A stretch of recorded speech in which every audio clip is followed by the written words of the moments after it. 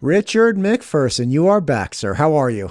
Good morning. It's good to be back on this Monday, and we will see what it brings. We got some beautiful blue skies outside. Here we go for Monday. It is a beautiful day. I was sitting outside having coffee earlier, thinking about what to talk about today. Man, it is a nice day. I think this is episode 6. It is. Okay, so we had the first 3, me and you. Very fortunate to have Dr. Frosty White on for episode 4, and then you and I did a 5th, and now we are at 6. At 6. God bless it. What are we talking about today? So today it's important that we talk about electricity because we don't get through the day without electricity. We're not doing this podcast without electricity. Nothing in this country gets done without electricity. And electricity is tied at the hip with telecommunications. And it was interesting right after 9/11, when I was asked to go to a bunch of meetings back in Washington, D.C. I walk in a room, and the title was Energy. I walk in the room, there's a guy standing at a podium, and behind him is a whiteboard. And when I stepped into the room, I heard the term EMP, which stands for electromagnetic pulse. So I thought, I'm in the right room. Sat down, started listening. I noticed behind him on the whiteboard, there was the word electricity, number 1. Number 2 was water, and number 3 was nuclear power. As he talked, number 1, electricity, was actually electricity and telecommunications. As he went on and other people chimed in about water, water was really about potable water, which we drink or use, and wastewater. And the third one was nuclear power, commercial nuclear power. And commercial nuclear power was there because of its capacity factor and how important it is to the United States. At the time, we had 104 operating reactors. We're down to 93. But electricity was, I already knew all about electricity. But listening to them talk about electricity in various aspects of why electricity was even more important.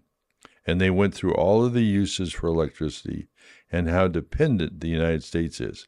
Every single part of the United States is dependent on electricity.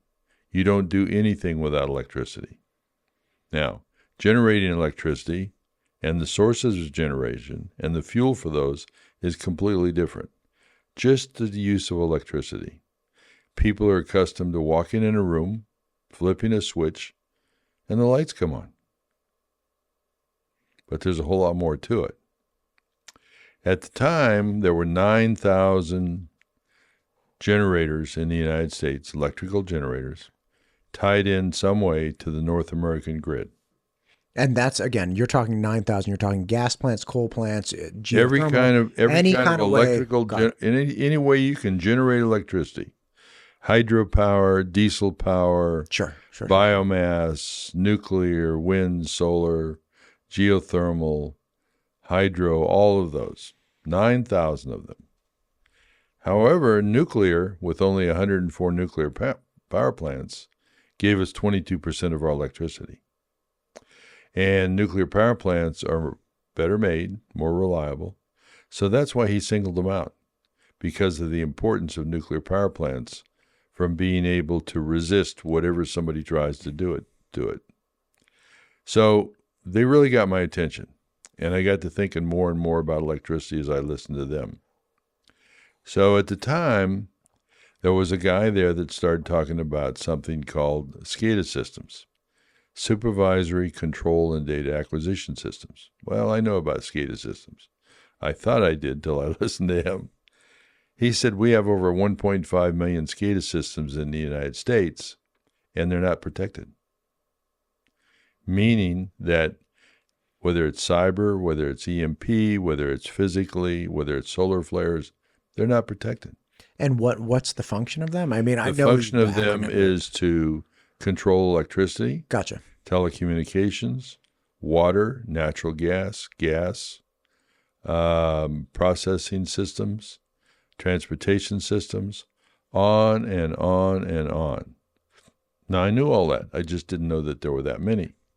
And I had never thought about it the way that this guy talked about it. SCADA systems are really important. and they have to have secure electricity, and they have to have secure telecommunications, and they don't. And these are things that are the subject of like very scary fiction movies where it's like you knock out the control mechanisms for the gas lines, or you knock out the water supply. You know, like these are the large scale industrial like terrorist attacks that if you can stop for instance, traffic control systems within a metropolitan area, like all the stoplights go out, right? All of a sudden, everybody's like, oh my gosh, we can't function at all. Like there's no getting through the city without the lights working. You're just stopped. Right. It just jams up all the traffic. And since we've talked about that, I want to fast forward and talk about a study that was a great study in what happens when you have a mass casualty and you put a bunch of cars on the road. So I got involved from that day forward with critical infrastructure protection. There was I think it was 2003, big fires in San Diego County, East San Diego County, blowing towards the west, towards San Diego City and the west. We saw that happen, and one of the guys said, we should go out there and talk to them and see what their report says after it's all done. So a few months later, we went out we all met in California. We met with the California Highway Patrol. We met with the Caltrans. Very interesting report from the California Highway Patrol. The fires in East San Diego County forced something like 750,000 cars onto the road at once. The principal freeway that goes through San Diego is 805. It was stopped. It was a parking lot. Nobody could move. Cars were running out of gas. People were passing out, on and on and on. It was a great example to use where we might have mass casualties in the United States from something, and all the people get in their cars and they can't go anywhere. And there's no gasoline for them. And it's hot. So that was a good study, sort of departing from talking about electricity.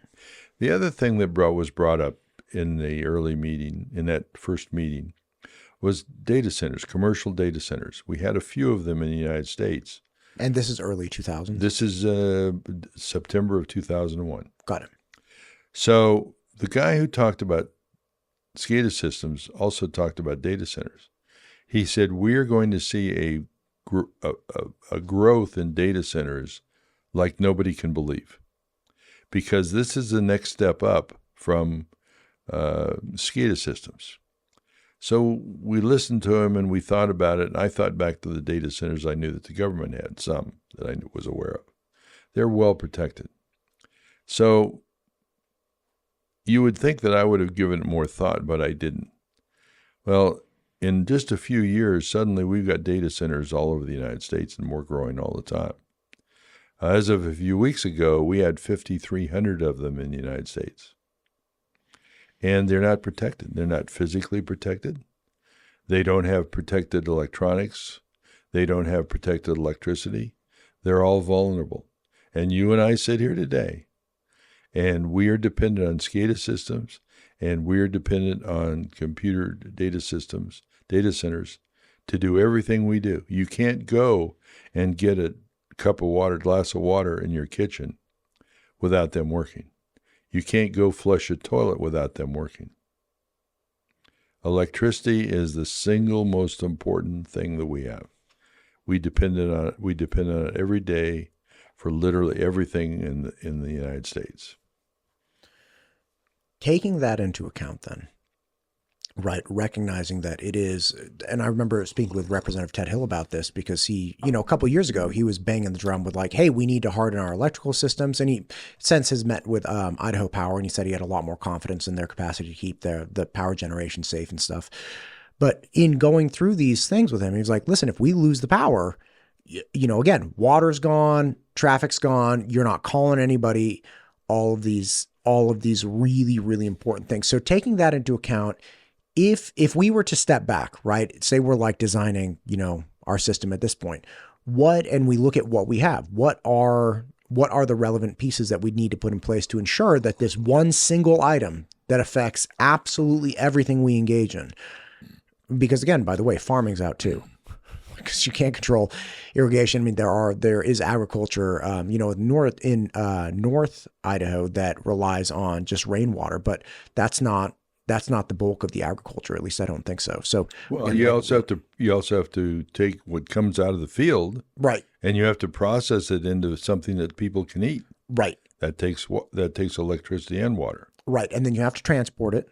You have to transport it. You have to deliver it to people, right? You got to get it to the package it, store. you gotta People got to get it to the store. So like even down to our like water and food, we lose electricity, water and food are gone. So what do we do?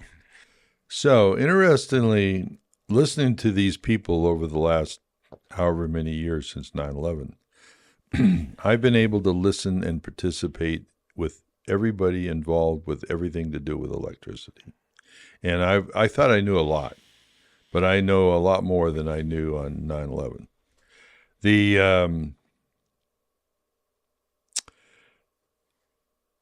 We know that electricity is not protected.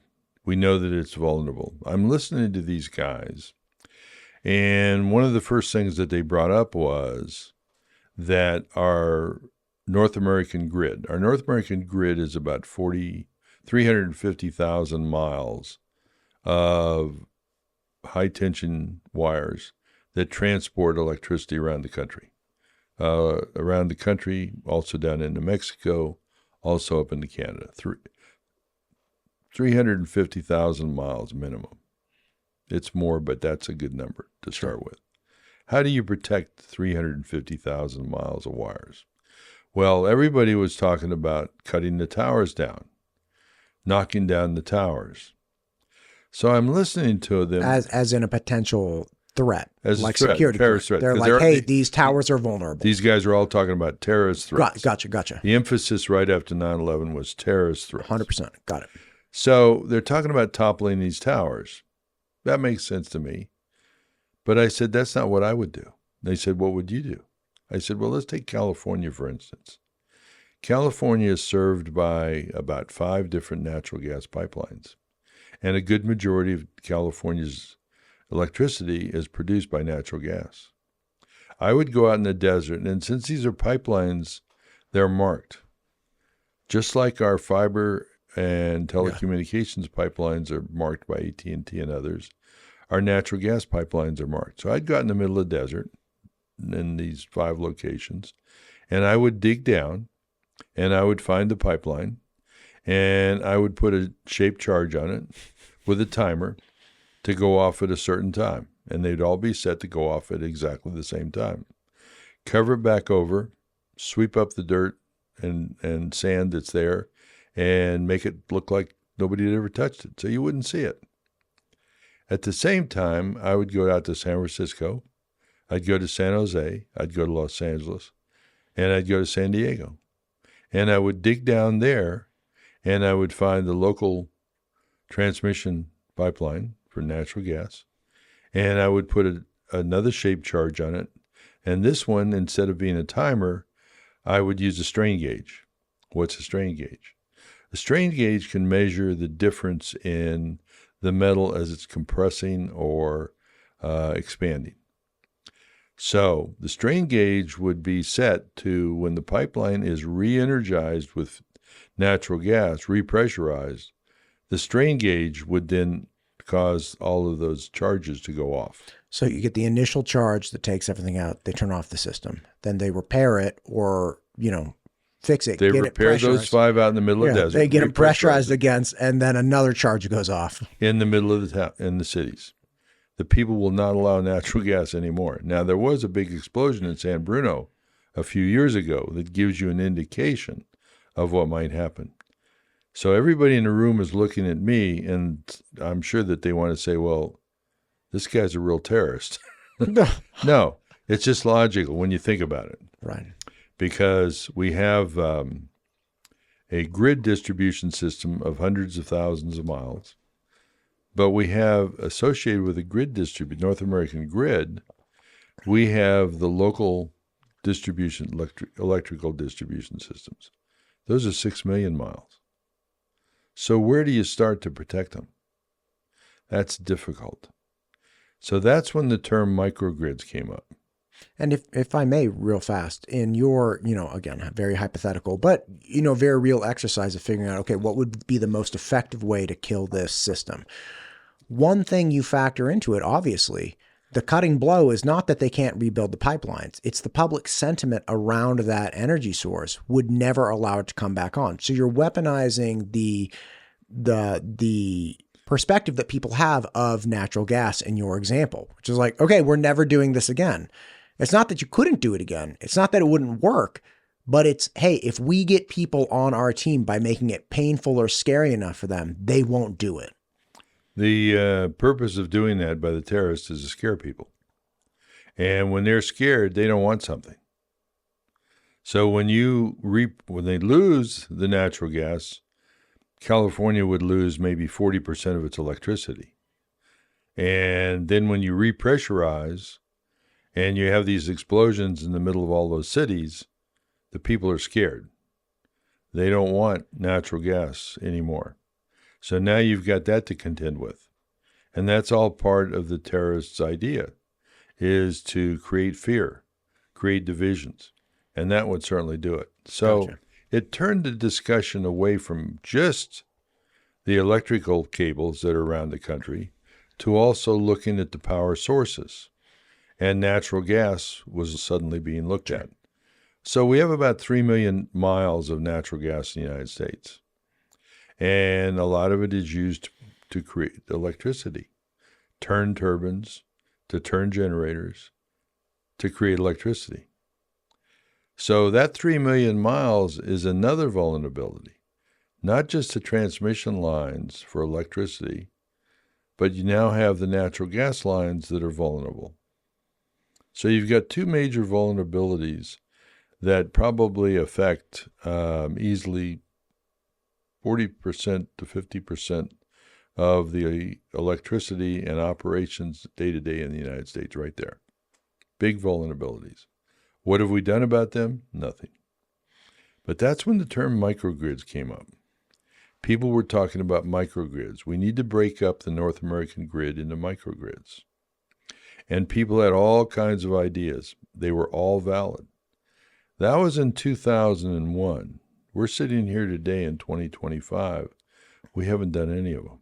And a microgrid essentially just says, look, because of the elaborate, lengthy domino effect of all of these different things, what if we had microgrids that were self-sustaining so you couldn't take out wide swaths of areas or populations or states with one thing? It's like you'd have to go to each township and attempt to sabotage each of the individual microgrids. And the microgrids are designed to service like up to 10,000 people? No, it's just a term. I thought it was just a term. Gotcha. It's so just it's a term. Conceptually, then it's just not a self-sustaining, but a freestanding, like I'm not attached to you grid. It's like we're neighbors, but we function independently. In other words, taking the North American grid and along with the associated distribution systems, where you've got 6 million miles of distribution systems, let's break them down into microgrids. What are logical microgrids? Well, a logical microgrid, let's start with military bases. If we need the military for national defense and domestic defense. We need them badly. They have no electricity that is secure because they're dependent on the North American grid and the distribution systems.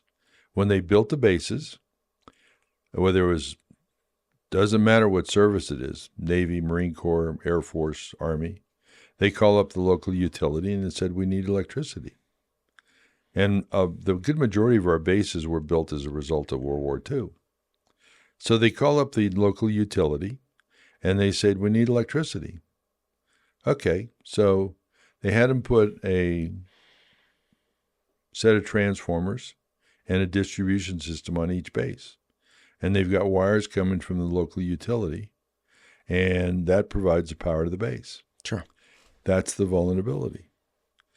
Now, we have invested trillions of taxpayer dollars in our bases for our weapon systems and for the facilities to protect them. along with training the people to operate them, maintain them, and use them as necessary. But they don't have secure electricity. They don't have secure telecommunications for those electrical systems. You can go in any segment of the country that you want, whether it's transportation, whether it's water, whether it's our natural gas pipelines or whatever. None of them have protected electricity. So that's why electricity and protecting it is so important. And that's why breaking it up into smaller pieces that are more manageable and immune from going down completely. You're not old enough probably to recall the 1965 Great North American Blackout. Not old enough. Okay. No. So the Great North American Blackout was in the Northeast and also took out New York City. And that was the one that was talked about. And that's the one that I remember first and listening to for years. In 1969, there was a meeting proposed to hold in New York City about the Great North American Blackout and what we're going to do about it. So I was in the Navy in Hawaii. I took leave. I went to that meeting in New York. And I listened to all these people from the utilities talk about what they're going to do. Every single one of them made sense because they had been talking about the vulnerabilities of the North American grid for 5 years. Wait, forgive my ignorance. What caused the North American blackout? You would ask me that. The 1965 one, I don't recall, but I'll get to another one in a moment. I wonder if I can find out real fast. So keep going. So I went to this meeting. I'm listening to all these people from the utilities, and every one of them knew what to do, and everything they wanted to do made sense to me. So I felt good about it. So I go back to Hawaii, go back and ride in submarines out of Hawaii. Time passes. Let's fast forward to after 9/11. I had actually attended or got the results from a number of those meetings about the North American grid from 1969 to 2003. By the way, could I tell you real fast, kind of to your point? Sure. According to Chatty G, the 65 Northeast blackout, one of the largest power outages in history, was caused by a single faulty protective relay at Sir Adam Beck No. 2 hydraulic generating station near Niagara Falls, Ontario. So it seems that there was one point of weakness, you had a malfunction, and then it knocked out everything downstream. Single point failure. Kind of to your point. Single point failure. So with the critical infrastructure protection forums I was going to, there was a meeting that was held in August of 2003, as I recall. And I don't remember why, but it was a hurried up meeting, and only a few of us were invited. I think there were like 15 of us or something in this meeting. And it was about the North American grid, and it was a lot of talk about how vulnerable it is, because by 2003, a couple of years after 9/11, learning everything that we had learned from 1965 on, these guys had a lot of information, and they were smart. So we're listening to it, and everything made sense. And it lasted a couple days, 2.5 days, I think. So one of the guys was from somewhere in the Midwest, Chicago or someplace. He wanted to talk to me because I talk about everything to do with the vulnerabilities, all the way back to mining coal or getting natural gas out of the ground or whatever. So we go to a bar, say in Washington, D.C., and we're sitting there having a hamburger and a beer, and the lights flicker about 4 o'clock in the afternoon. And suddenly on the TV, it's reported that there's a blackout that's starting in some place like in Ohio and spreading to the Northeast. He and I are laughing. The bartender wants to know why we're laughing. We said, we just came from a meeting about blackouts. God. We watched this unfold on TV. Now, we were both going somewhere else in a few minutes. We didn't go in a few minutes. We sat there for another beer. Another round. We sat there for like 3 hours and watched this thing unfold. And I think it started in Ohio with some component. And it went all through up into Canada, all the way over to New York. So we had another great Northeast blackout. That's in 2003. How long is it from 1965 to 2003? Well, used to be close to 40 years. What did we learn? What did we done? We learned a lot. And I'm listening to people who it's their business to know what to do. And they do know what to do. But we hadn't solved the problems. We're sitting here today, 2025. They know what to do. They haven't solved the problems. Is it possible that the people in the know, right, definitely smarter than me, probably not smarter than you, but averaged out somewhere? No, in they between. are. I mean, it never ceases to amaze me what I learn from people involved in transmission distribution or the people who balance the loads around the country to actually make them work so you and I can have this electricity. By the way, I saw that in real time at Idaho Power. It was wild. Yeah. Like that, keeping it at 60 hertz, right? Like that's, Yeah. And watching them in real time, they've got a big monitor, like balancing it, showing the imbalance where it was. And it was like, plus 0.001 or minus 0.05. Like, anyway, but is it, I have a good friend, a very dear friend who for a period of time was going back to grad school. He's trying to go back to grad school to study electrical engineering. And he had this grandiose idea of like upgrading or changing the entire electrical grid across the United States. Excuse me. And he ultimately decided he didn't want to go back for that particular specialty, just because he realized the enormity of the task was so great that it was like, it's impossible. Like, we'll never actually make improvements. Do you think it's the kind of thing that there is actually a path forward to upgrading the American electrical grid or breaking it up into microgrids, considering the nature of electricity generation and distribution? That it's like, listen, you have these pipelines that deliver electricity to 20 million people. Okay, what are you going to break it up into like 20 different pipelines and have like 20 different distribution, and then like cut wires in between so they're not sharing about? Yes. So the answer is, yeah, you can do that. The answer is yes. So in my first meeting back there, I don't think I'll mention too many actual names as we do these podcasts. But I knew a congressman from Maryland, and he asked me, do you know Dr. Peter Pry?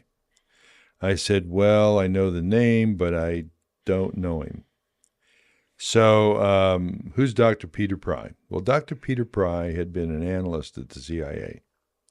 And during the Clinton administration, he decided that the work that he and his people were doing was not getting to the president and the Congress wasn't acting. So he talks to his wife, and he leaves the CIA. No job, no retirement. It's an indication of the dedication of this individual with his knowledge. Well, so I may not have the dedication to knowledge, but I also have no job and no retirement. So I appreciate this man. Me too. So he did know a congressman from Maryland. He talked to him. So in the Congress, they set up the EMP Commission, Electromagnetic Pulse Commission. Sure. And he and others were on it. And Peter identified, I think, most of the people that were on it. Peter regards himself as a minor player compared to the others with all their knowledge. So Congress convenes this electromagnetic pulse group, and they've had a number of meetings, and they're very clear about what they know about EMP and what it'll do to the United States and how vulnerable our grid is. And our grid needs to be broken up into smaller segments. So as you were talking about earlier, the whole grid isn't influenced. So that makes all the sense in the world. Sure. Same thing I'd heard at that first meeting that I went to after 9/11. Break the North American grid up into segments. Well, we're still putting money into expanding the grid. We shouldn't put $1 into expanding the grid. We need to maintain the grid. In the meantime, we need to figure out what's logical, how to break it up into pieces called microgrids. And a microgrid can go all the way down to the size of serving these houses we're in right now. To do that, you would need, and again, just hang with me here as I kind of like catch up. To do that, you would need a decentralized power generation mechanism, meaning that if you couldn't rely on, for instance, geothermal for every microgrid because not every area has geothermal, That's right? correct. You also, But some areas do. some areas do, right? So you utilize whatever you have, right? Like if you have hydro, fantastic, you have hydro. If you have geothermal, use geothermal, no problem. But at some point, you need a reliable, replicable energy source like nuclear that you can just drop into an area and say like, okay, we'll utilize all the energy systems that we have locally because that's the whole point. Is like microgrid generated locally, but then we can supplement it or have the base load with this nuclear plant, right? And that's the advantage of nuclear. But that's also we have some other advantages. We have geothermal. Not much, but we have geothermal. Hydro. We have a lot of hydro. Hydro is good because hydro is only dependent on water flow, and water flow is predictable. Geothermal, the geothermal plants that we have running, most of them do a really good job, and we need to create more geothermal plants, in my opinion. We need to create far more nuclear. Then you get into wind and solar. Wind and solar are not predictable. They're intermittent. You can't trust them. And they cost more than they're worth. But we still have them. The ones that we have to be concerned with about fuel is coal, natural gas, and oil. We don't have many oil plants. But we do have a lot of natural gas plants. We do have a lot of coal plants. So they require a constant supply of coal or a constant supply of natural gas. Nuclear does not. I have nuclear power plants I can put in place and I won't have to refuel them for 10 years. Those are ideal to power our microgrids. But we only have about 93 or 94 major plants still operating. So we need a smaller reactor. That's how small modular reactors got started. We don't have one yet, but that's how they got started. Then we've got microreactors. Microreactors, people think about them because they're much smaller and we can put them anywhere. So microreactors are going to be the key for the future. They're available now. We should be installing them now. The only reason we're not is because the government hasn't said to do it yet. But let's go back to the electrical system of the country. 100% of our electrical supply system is at risk. Who knows that besides a bunch of people that are in the business or in Washington, D.C., that don't know what to do about it? They may know what to do about it, but they can't get the decision makers, the people with the power of the pen, the people that can fund it. They can't get them to do it. And I've watched that now since 9/11. But let's get back to who our adversaries, who knows what the vulnerabilities are and are exploiting them every day. And they are either from China, Iran, North Korea, or Russia. They have their own agents here in this country. They have their own proxies in this country. They have their own spies in this country. They are using cyber intrusion into all of our infrastructure every single day. They're practicing, they're learning what to do. They can shut us off selectively, or they can shut us off en masse to create chaos. A few months ago, a water supply system back east somewhere, a town, was, I think it came out of Iran. They shut it down. Suddenly, the city had no water. So that's a real vulnerability we face today. It's not science fiction. It's not dreamed up by somebody. It's a reality, and we're not addressing it. So to address it, the bottom line is we have capacity, we have the technology, we have the manufacturing. We just need to get the people that have the power of the go-ahead to say, go ahead and do that. We need to do it. Between the various government and non-governmental agencies that control our electricity, they broke the United States up into several sections. Texas, because it's so large, is one all by itself. Well, there was a prelude to what happened a couple of years ago where a bunch of people died in Texas when they had the big freeze. There was a prelude in 2011. 2011 in northwest Texas and southeast New Mexico, there was a big freeze. Natural gas froze. Natural gas froze because it has a little bit of moisture in it, and natural gas wasn't flowing west through New Mexico and Arizona into California like it should. The federal government in New Mexico shut down all operations. I'm pretty sure they shut down everything and sent everybody home just so they could get enough natural gas through there. A lot of studies, a lot of looking at that, and Texas knew it. Texas did nothing about it. And if I may, just to be clear on what you're saying, Texas got so cold, and it had a natural gas line going from Texas west, serving New Mexico and California, and Arizona. And it got so cold that the distribution pipes actually froze and stopped or greatly reduced the amount. Slowed it down. And because of that, literally you didn't have power, the ingredient to make power flowing. Didn't have the fuel.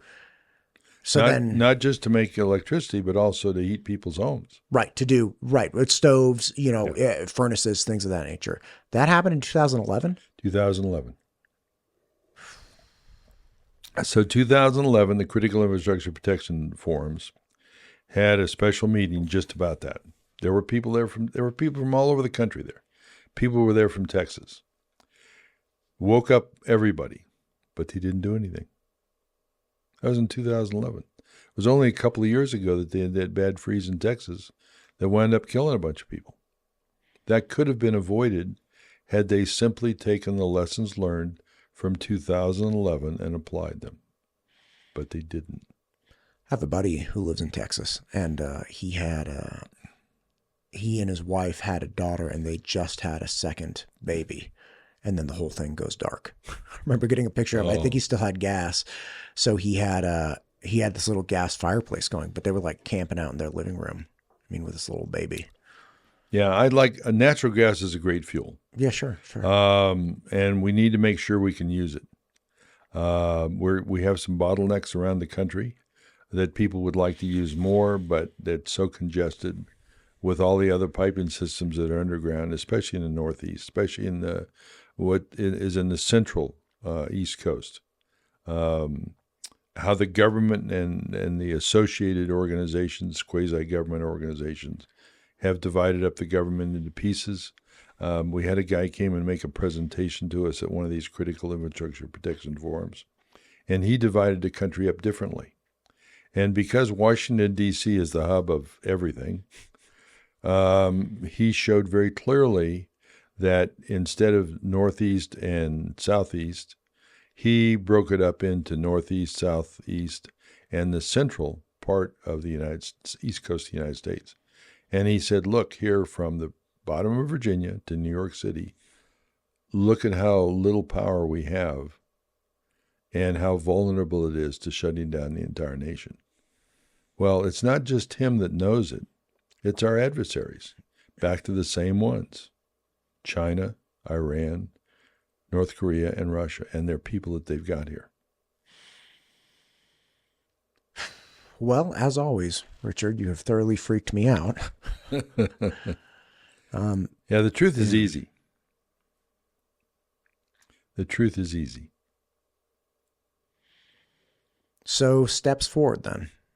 Helping everybody understand. Steps forward is there is a movement, albeit slow. Now there's a group that's come together from a lot of people. That Dr. Peter Pry preached to all of us and everybody who would listen from 9/11 until his untimely death in 2022. A few hours before he passed away, I worked with him the whole time and supported everything that he wanted to do, and I helped to get the word out. On a Friday, he and I were talking about a chapter of a book for him. He asked me to do a chapter of one of his new books, and I did. We were talking about it on a Friday. The following morning, early Saturday morning, he passed away.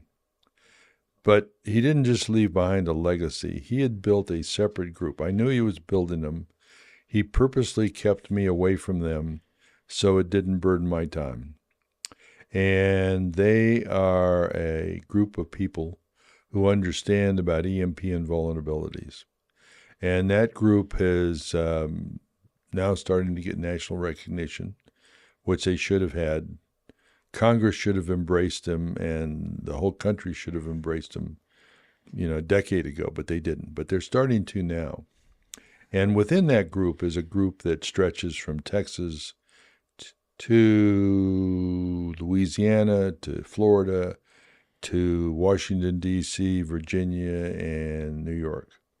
And that group has probably done more to look at the vulnerabilities and try to figure out how to break up the North American grid and the associated distribution systems than anybody else. They know what all the components are that are needed to be installed. Fortunately, everything we need to protect us from cyber and everything we need to protect us from EMP and solar flares is American made. We just have to order it, and the companies that produce it will produce more of it, and we can install it. So we don't have a holdup because of critical materials. We don't have a holdup because of foreign suppliers. Everything is available right here, and they know that we need to have microgrids. And at some future podcast, I'll talk about them, and maybe even we can get one of them. I can introduce you to one of them, and he can talk about it. But they do know. They are the ones who know. They have no decision-making authority. They have no money. But they've come together because they are knowledgeable and they care for the country. Well, let's find one of those guys. Have them in here.